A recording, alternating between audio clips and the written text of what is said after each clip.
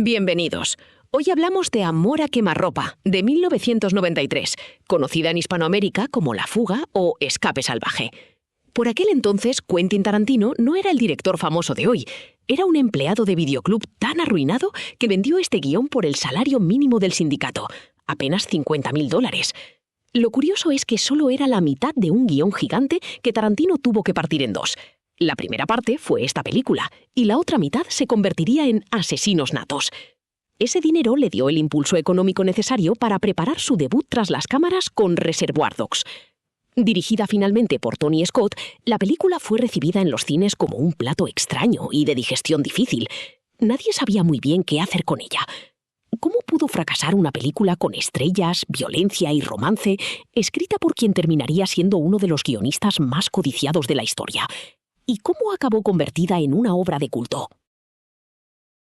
Tony Scott venía con el listón altísimo de Top Gun y compartía con su hermano Ridley el trono del blockbuster de Hollywood. Se puso tras la cámara para dirigir un reparto liderado por Christian Slater y Patricia Arquette. La lista de secundarios es una locura inolvidable. Dennis Hopper, Christopher Walken, Gary Oldman, Brad Pitt y hasta Samuel L. Jackson. A pesar de este despliegue, la película apenas recaudó $12 millones en todo el mundo, una cifra que ni cubrió su presupuesto. Gran parte de su magia, sin embargo, nació del caos de su rodaje.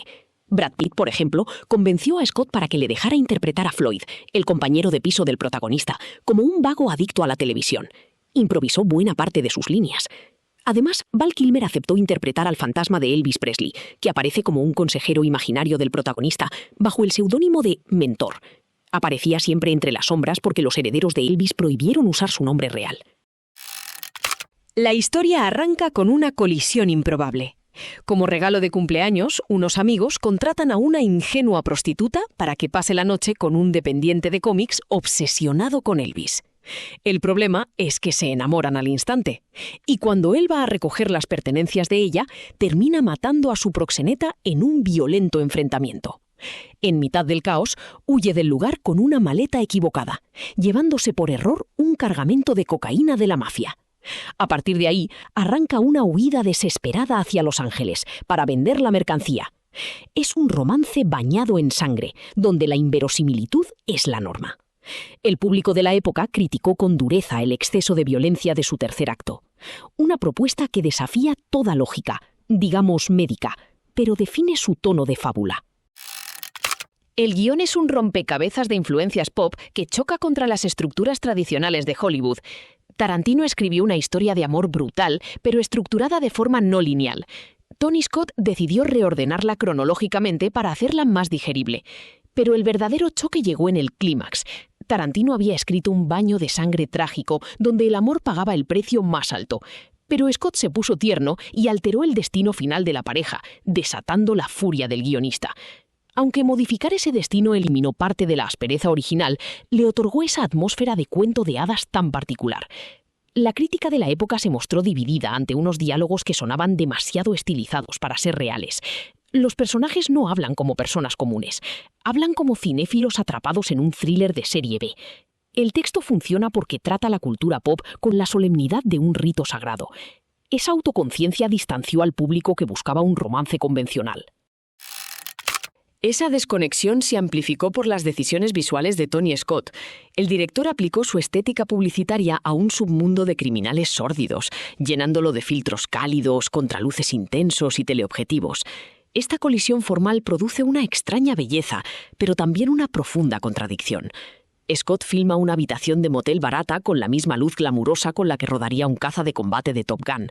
El espectador asiste a una carnicería estilizada, donde la sangre brilla bajo luces de neón perfectas.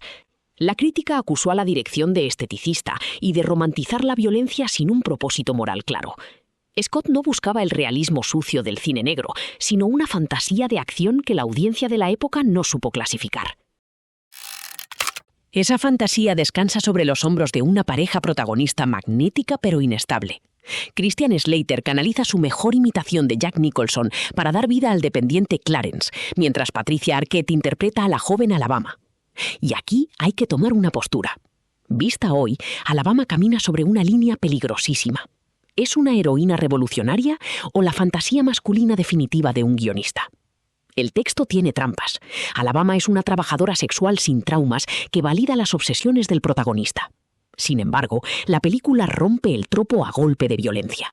Cuando las cosas se ponen feas, Alabama deja de ser el fetiche tierno de Clarence para convertirse en un animal herido que se defiende con las uñas.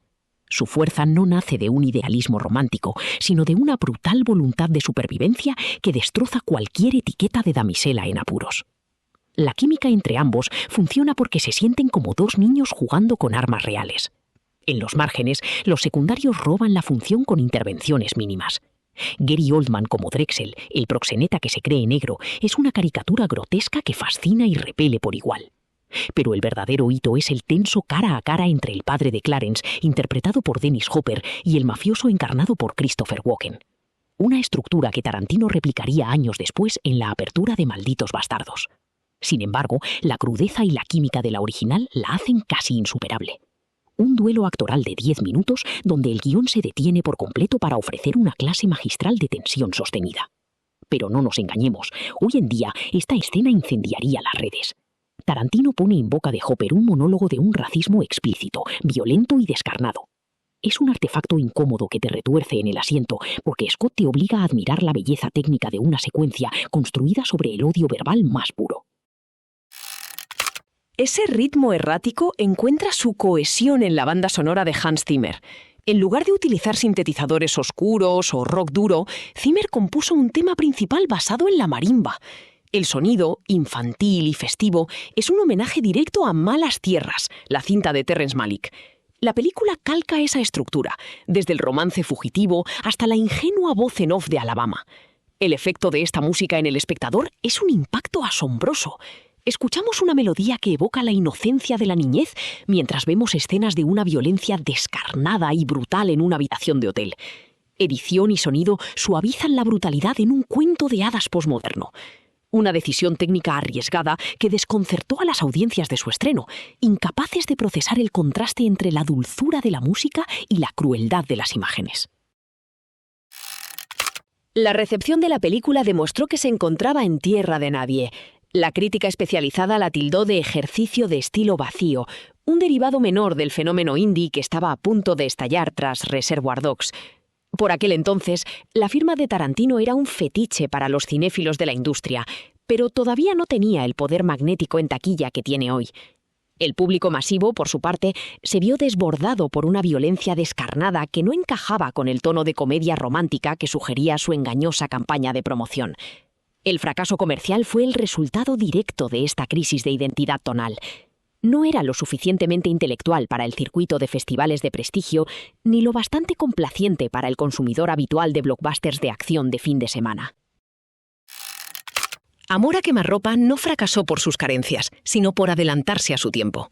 Es el eslabón perdido entre el cine de acción de los 80 y la ironía posmoderna de los 90.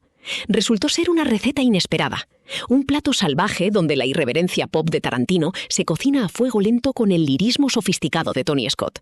Una mezcla de alta cocina y comida rápida que, contra todo pronóstico, terminó definiendo el espíritu del cine posterior. Su resurrección en el formato doméstico demostró que este choque no era un error de cálculo, sino su mayor virtud. Directores como Edgar Wright han reconocido su influencia directa en la forma de sincronizar música y violencia en el cine contemporáneo. Al final, lo que en su estreno pareció un injerto extraño, se reveló como una obra fundacional.